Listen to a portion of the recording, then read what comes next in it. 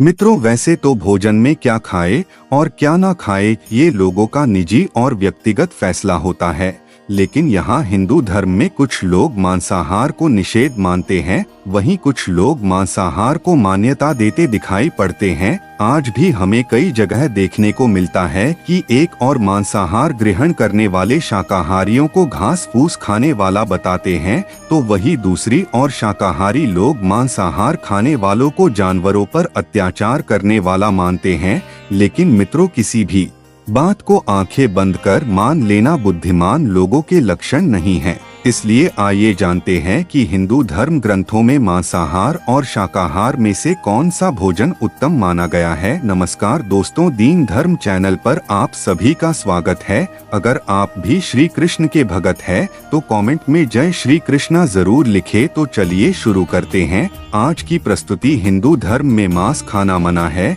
या नहीं, इस संबंध में कई लोगों के मन में भ्रम है और इसका कारण कुछ लोगों के मन में वेदों के विषय में बैठी शंका है, जिनकी वजह से वे समझते हैं कि वेदों में पशुबलि, मांस आहार आदि का विधान है। लेकिन मित्रों, ये अर्धसत्य से ज्यादा कुछ भी नहीं। वेद और पुराण हिंदू धर्म के मुख्य धर्म ग्रंथ है। वेदों का सार उपनिषद और उपनिषदों का सार भगवत गीता है। वेदों में पशुहत्या पाप माना गया है और मांस खाने के संबंध में स्पष्ट मना किया गया है। इतना ही नहीं, वेदों में कुछ पशुओं के मांस के संबंध में सख्त हिदायतें दी गई है। यजुर्वेद में कहा गया है कि मनुष्यों को परमात्मा की सभी रचनाओं को अपनी आत्मा के तुल्य मानना चाहिए, अर्थात वो जैसे अपना हित चाहते हैं वैसे ही दूसरों का भी हित करे। वही अथर्ववेद में कहा गया है कि हे मनुष्यों, तुम चावल, गेहूं, दाल आदि खाद्य पदार्थ आहार के रूप में ग्रहण करो, यही तुम्हारे लिए सबसे उत्तम और रमणीय भोजन पदार्थ है। तुम कभी भी किसी नर या मादा से हिंसा मत करो। वहीं ऋग्वेद में बताया गया है कि गाय जगत की माता है और उनकी रक्षा करने में ही समाज की उन्नति है। मनुष्यों को उन्हीं के समान सभी चार पैर वाले पशुओं की रक्षा करनी चाहिए। भागवत गीता में मांस खाने या नहीं खाने के उल्लेख की वजह अन्न को 3 चरणों में विभाजित किया गया है, सत्व, रजः और तमस। गीता के अनुसार अन्न से ही आपके मन के विचार बनते हैं। जो मनुष्य सात्विक भोजन करता है उसकी सोच भी सात्विक रहती है। मांस और मदिरा की जैसी चीजें तामसिक भोजन कहा जाता है। इस तरह का भोजन करने वाले लोग अक्सर कुकर्म, रोगी, दुखी और आलसी होते हैं।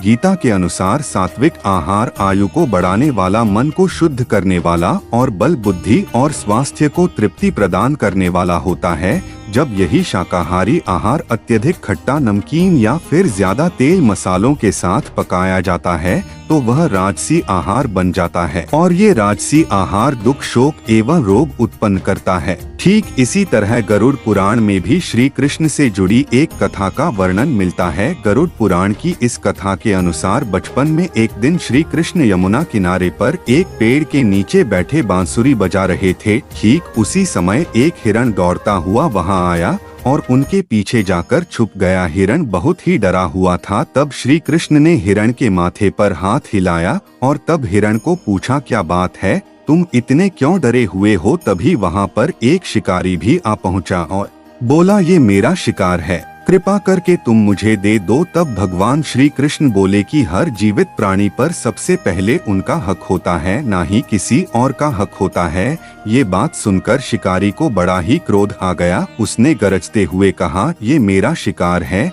जिसे मैं पकाकर खाऊंगा, तुम मुझे ज्ञान मत दो। इस पर भगवान श्री कृष्ण दोबारा बोले कि किसी भी प्राणी को मारकर खाना पाप है। क्या तुम पाप के भागी बनना चाहते हो। मांसाहार पाप है या पुण्य, क्या तुम नहीं जानते। तब वह शिकारी बोला कि मैं आपके तरह बहुत ज्ञानी नहीं हूँ, मैं क्या जानूं कि मांसाहार पाप है या पुण्य। मैं तो बस इतना जानता हूँ कि अगर मैंने शिकार नहीं किया तो मुझे खाना नहीं मिलेगा। मैं इस हिरण को जीव बंधन से मुक्त कर पुण्य ही तो कमा रहा हूँ, फिर क्यों आप मुझे इस पुण्य को कमाने से रोक रहे हैं।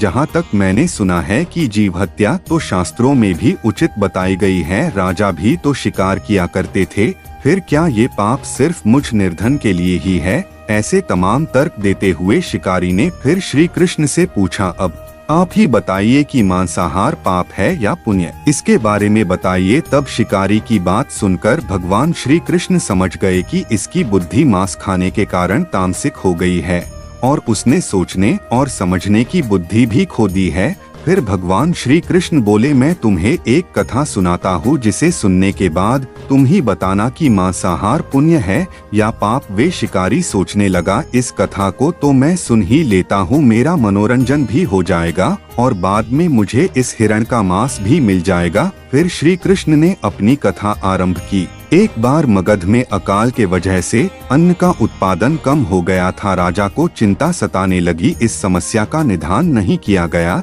तो संरक्षित अनाज कोष भी खत्म हो जाएगा।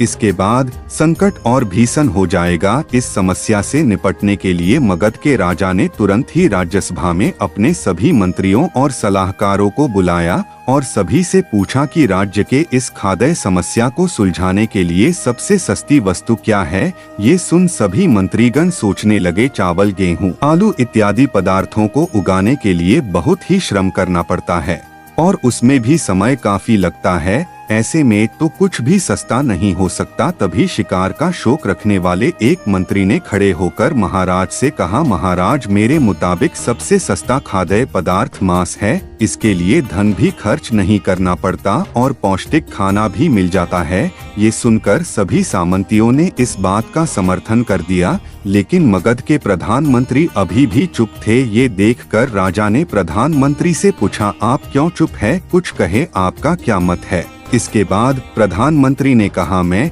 ये नहीं मानता कि मांस सबसे सस्ता पदार्थ है, फिर भी इस विषय पर मैं अपने विचार आपके सामने कल रखूंगा। प्रधानमंत्री उसी रात मांसाहार का प्रस्ताव रखने वाले उसी सामंत के घर पहुंचे जिसने ये प्रस्ताव रखा था। सामंत ने इतनी देर रात प्रधानमंत्री को अपने घर आया देखा तो वह घबरा गया। किसी अनिष्ट की आशंका से वह कांप गया। प्रधानमंत्री ने कहा, संध्या को महाराज बीमार हो गए, उनकी हालत बहुत ही खराब हो गई है। राजवैद्य ने कहा है कि किसी शक्तिशाली देह का 2 तोला मांस मिल जाए तो राजा के प्राण बचाए जा सकते हैं। आप महाराज के सबसे निकट है, इसके लिए आप जो भी मूल्य लेना चाहे वो ले सकते हैं। आप कहे तो इस काम के लिए मैं आपको 1 लाख स्वर्ण मुद्राएं भी दे सकता हूँ। इसके अलावा एक बड़ी जागीर भी आपके नाम कर दी जाएगी। आप केवल हाँ कह दे, मैं कटार से आपके हृदय को चीर कर बस 2 तोला मांस निकाल लूंगा। यह सुनकर उस सामंत के चेहरे का रंग फीका पड़ गया। वे सोचने लगा कि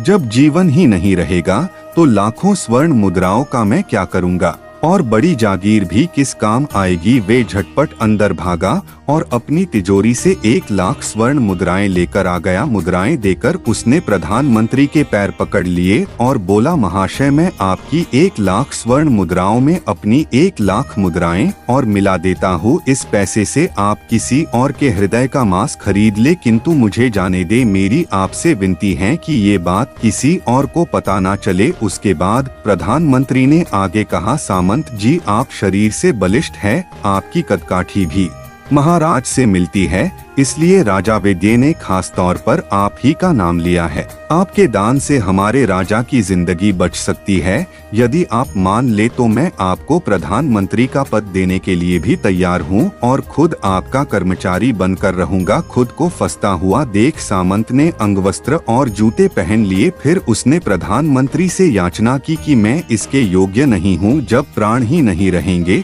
तो मैं प्रधानमंत्री पद का या फिर राजा का सिंहासन भी मिल जाए तो मैं उसका क्या करूँगा। आप चाहे तो मेरा सब कुछ ले ले, परंतु मुझे छोड़ दे।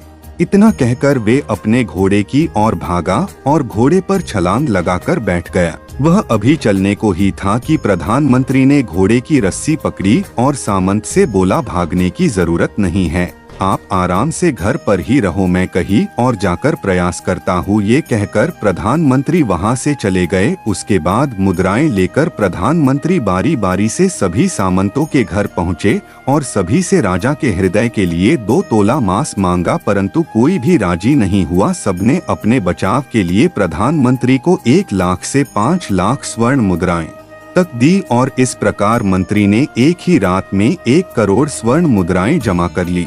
और सुबह होने से पहले ही अपने महल में पहुंच गया। अगली सुबह राज्यसभा में सभी सामंत समय से पहले ही पहुंच गए। सभी ये जानने को बेचैन थे कि राजा का स्वास्थ्य कैसा है, लेकिन कोई भी किसी को रात की बात नहीं बता रहा था। थोड़ी देर बाद राजा सभा में अपने चित परिचित अंदाज में आए और सिंहासन पर आकर बैठ गए। सभी सामंतों ने देखा कि राजा तो कहीं से भी अस्वस्थ नहीं लग रहे, उन्हें तो कुछ हुआ ही नहीं था। प्रधानमंत्री ने उनसे झूठ बोला। हर सामंत के मन में यही विचार चल रहा था। तभी प्रधानमंत्री ने राजा के समक्ष 1 करोड़ स्वर्ण मुद्राएं रख दी। राजा ने पूछा, ये स्वर्ण मुद्राएं किसके लिए है और कहां से आई? तब प्रधानमंत्री ने जवाब दिया कि महाराज 2 तोले मांस के लिए इतनी धन राशि जुटाई है, लेकिन मांस ना मिला। अपनी जान बचाने के लिए सामंतों ने ये मुद्राएं दी है। अब आप ही बताइए कि मांस सस्ता है या महंगा? राजा को बात समझ आ गई। उन्होंने प्रजा से अतिरिक्त परिश्रम करने का निवेदन किया और राजकीय अनाज भंडार में से अनाज निकालकर श्रमिकों को दिया। राजा ने तुरंत ही पौष्टिक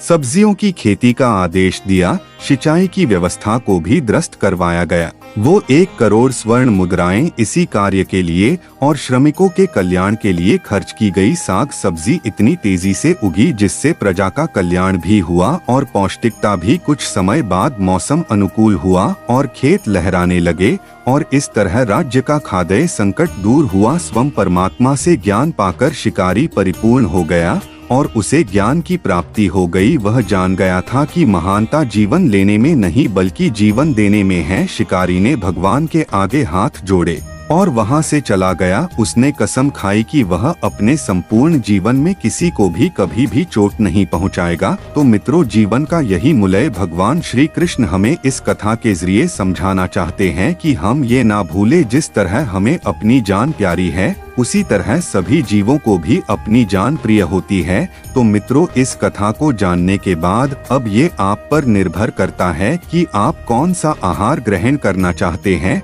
परंतु विज्ञान भी इस बात को प्रमाणित कर चुका है कि हमारे शरीर के लिए मांस आहार की अपेक्षा शाकाहार भोजन ज्यादा फायदेमंद होता है। आशा करता हूँ कि आपके कई भ्रम इस वीडियो को देखने के बाद टूटे होंगे। अगर आपको हमारी ये वीडियो पसंद आई है तो इसको ज्यादा से ज्यादा लाइक और शेयर करें और वीडियो को पूरा देखने के लिए आपका बहुत बहुत धन्यवाद।